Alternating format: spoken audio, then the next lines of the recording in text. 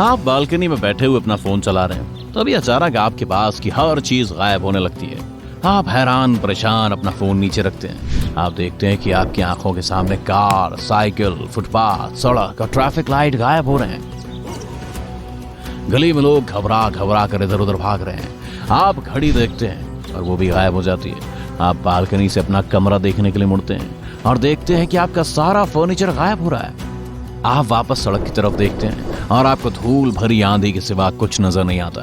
आपका घर हिलने लगता है। आप नीचे की तरफ दौड़ते हैं और सड़क के बीच में खड़े हो जाते हैं। आप देखते हैं कि एक एक करके आपके आस पड़ोस की इमारतें गायब हो रही हैं। आप अपनी कार में बैठने की कोशिश करते हैं, लेकिन अगले ही पल उस जगह पर कुछ भी नहीं है जहां आपकी कार 1 सेकंड पहले खड़ी थी।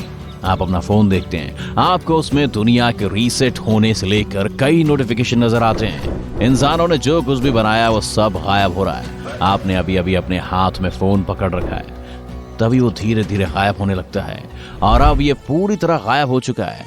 पूरी दुनिया में यही चल रहा है। एफिल टावर, गीजा के पिरामिड, एम्पायर स्टेट बिल्डिंग, ये सभी गायब हो गए हैं। आप इस आपदा के खत्म होने तक छिपने के लिए कोई जगह ढूंढने की कोशिश करते हैं।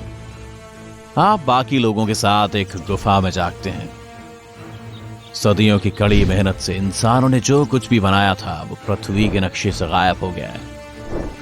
जो पीछे छूट गया है वह लोग, जानवर और प्रकृति। आपका शहर अब बंजर जमीन का एक बड़ा मैदान है जिसमें इधर उधर कुछ पेड़ खड़े हुए हैं। आपके समुदाय में आपका कोई पुराना नाई, एक कॉमिक बुक स्टोर का मैनेजर, लोकल बेकर, आपके पड़ोसी और दोस्त शामिल हैं। आप अपनी उगाई हुई कुछ फसलों को काटने के लिए गुफा से बाहर निकलते हैं। कोई ऐसी इमारत नजर नहीं आ रही है जो आपको इस नजारे को देखने से रोक सके। आप मीलों दूर पहाड़ को देख सकते हैं। यह वो जगह है जहां पास का शहर हुआ करता था और वहां पर वो समुद्र है जहां आप एक बार खाड़ी के किनारे जॉगिंग करने गए थे। जमीन जंगली जानवरों से भरी हुई है। पड़ोस में बहुत सारे रकून, बेजर, ओपसम और जंगली बिल्लियां घूमती हैं। आपके छोटे से बगीचे के बगल में एक बड़ा बोनफायर है जहां आप खाना पकाते हैं और आधी रात को इकट्ठा होते हैं। कुछ ही दूरी है आप एक कुआं देख सकते हैं। कभी वहां एक पुराना पाइपिंग नेटवर्क होता था, लेकिन जब दुनिया रीसेट हुई तो वो गायब हो गया। केवल एक चीज जो जमीन के अंदर रह गई वो है पानी, जिसे अब पीने के लिए इस्तेमाल किया जाता है। आपका स्थानीय पुलिस अधिकारी, समुदाय का नेता खुले पर खड़ा होकर कहता है कि पानी पूरी तरह खत्म होने के केवल 1 ही सप्ताह का समय बचा है। आपको दूसरे स्थान पर जाना होगा जहां पानी का नया स्रोत मौजूद है। आप अपना काम खत्म करते हैं और एक छोटी नींद की झपकी लेते हैं क्योंकि आप रात की ड्यूटी पर हैं। आप इलाके के चारों ओर चक्कर लगाते हैं। अब बिल्कुल भी प्रदूषण नहीं है और तारे चमकते हुए दिख रहे हैं। 2 और लोग भी इलाके में गश्त कर रहे हैं। अचानक आपको थोड़ी दूरी पर कुछ दौड़ता हुआ नजर आता है। आप ध्यान से देखते हैं तो एक लोमड़ी है ये, और ये आपके मुर्गी के पिंजरे की ओर जा रही है। आप उस जानवर को भगाने के लिए उसकी तरफ दौड़ लगाते हैं। आखिरकार जाने का दिन आ ही गया। सभी लोग अपना सामान रस्सी के बने बैग में भरकर चलने लगते हैं। आपके पास सामान और पानी ले जाने के लिए सिर्फ एक घोड़ा है। झीलों तक पैदल पहुंचने में करीब 1 सप्ताह का समय लगेगा। आप मैदान से होकर गुजरते हैं जो कि अगले राज्य की ओर जाने वाला राजमार्ग हुआ करता था। यहाँ तेज गर्मी है और आपका समूह बहुत धीमी गति से आगे बढ़ रहा है। रास्ते में आप दूसरे खानाबदोश कारवां से मिलते हैं जो आपके साथ सामानों का व्यापार करते हैं। रात में आप एक पुराने गैस स्टेशन के बगल में कैंप लगाते हैं। इमारत जा चुकी है लेकिन नींव अभी बाकी है।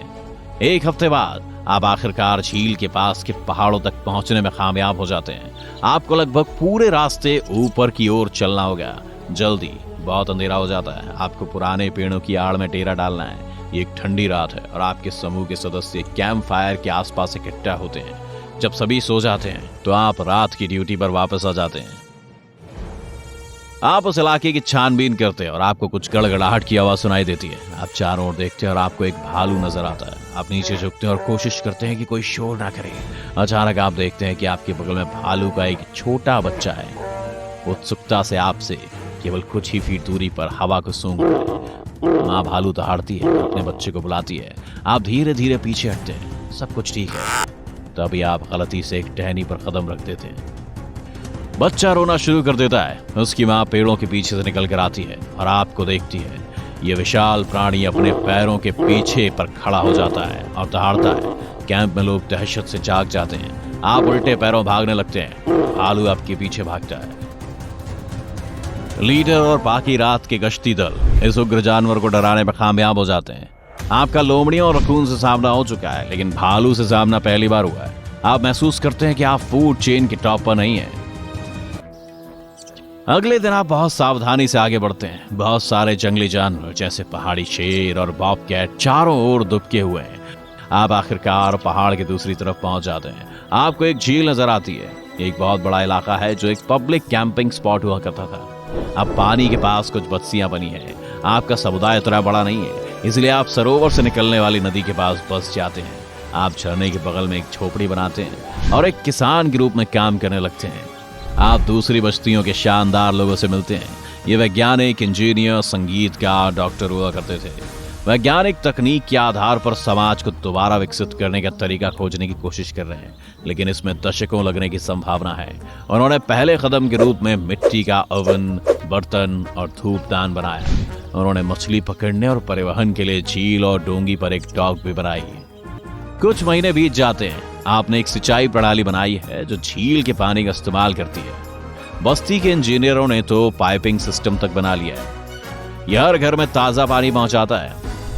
अब ये विशेषज्ञ बिजली पैदा करने के लिए एक छोटा सा बांध बना रहे हैं, लेकिन ऐसा करने में महीनों लग सकते हैं। ये बस्ती हर सप्ताह बड़ी होती जा रही है। लगातार नई झोपड़ियां बनाई जा रही है। एक बढ़ई ने फर्नीचर और औजार बनाने के लिए एक वर्कशॉप बनाई है। अब आपको रात की ड्यूटी पर नहीं रहना होगा और आप पूरी तरह से अपनी फसलों पर ध्यान केंद्रित कर सकते हैं। अब तक इंसानों ने जो कुछ भी बनाया वो गायब हो गया है, इसलिए लोग पहले से ही कहीं ज्यादा तंदुरुस्त और मजबूत हो गए। कोई भी अपनी झोपड़ी में फोन या टीवी की स्क्रीन पर आंखें गड़ाकर नहीं बैठता है। शहरों पर फैला हुआ धुआं गायब हो गया है। समुद्री जीवन फल फूल रहा है। कोई प्रदूषण नहीं है और अब उन जगहों पर पेड़ उग रहे हैं जहां पर कभी जंगलों को काट दिया गया था। हर कोई पैदल या घोड़ों और गधों से यात्रा करता है। लोग इन जानवरों का परिवहन के लिए प्रजनन कर रहे हैं, इसलिए आसपास ऐसे बहुत सारे जानवर हैं और अर्थव्यवस्था बदल गई है। हर कोई भोजन या दूसरी जरूरी चीजों के बदले अपना श्रम दे रहा है। बस्तियों में रहने के लिए सभी लोगों को योगदान देना होगा। कुछ खाना बदोश हैं जो अकेले रहते हैं, लेकिन बिना मदद के जंगल में जिंदा रहना आसान नहीं है। इसीलिए लोग खासकर व्यापारियों का काम करते हैं और उन बस्तियों के बीच माल पहुंचाते हैं जो एक दूसरे से बहुत दूर हैं।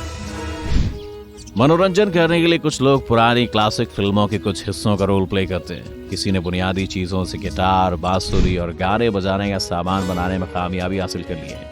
अब आप रात में संगीत कार्यक्रम सुन सकते हैं। आपको एक सुंदर जगह नजर आती है और आप ड्राइंग करने का फैसला करते हैं। आप कागज की जगह प्राकृतिक स्याही और पत्तियों का इस्तेमाल करते हैं। अचानक आपको जमीन पर कोई चीज नजर आती है। आप इसे उठा लेते हैं और जाने पहचाने आकार की इस चीज की जांच करते हैं। अगले ही पल आप इसे साफ करने के लिए अपनी झोपड़ी की तरफ दौड़ पड़ते हैं। एक शख्स जानने की कोशिश करता है कि आप क्या कर रहे हैं, लेकिन आप उसे इसमें कामयाब नहीं होने देते। आखिरकार ये साफ हो गया। आपका शक सही निकला। ये एक स्मार्टफोन है। ये बीते दौर की तकनीक की तरक्की का पहला सबूत है जो गायब नहीं हुआ है। आप इसे ऑन करने की कोशिश करते हैं और गैजेट सच में ऑन हो जाता है। आप फोन पर एक टेक्स्ट पढ़ते हैं और ये लोगों की बनाई हर चीज के गायब होने के पीछे की सच्चाई को उजागर करता है।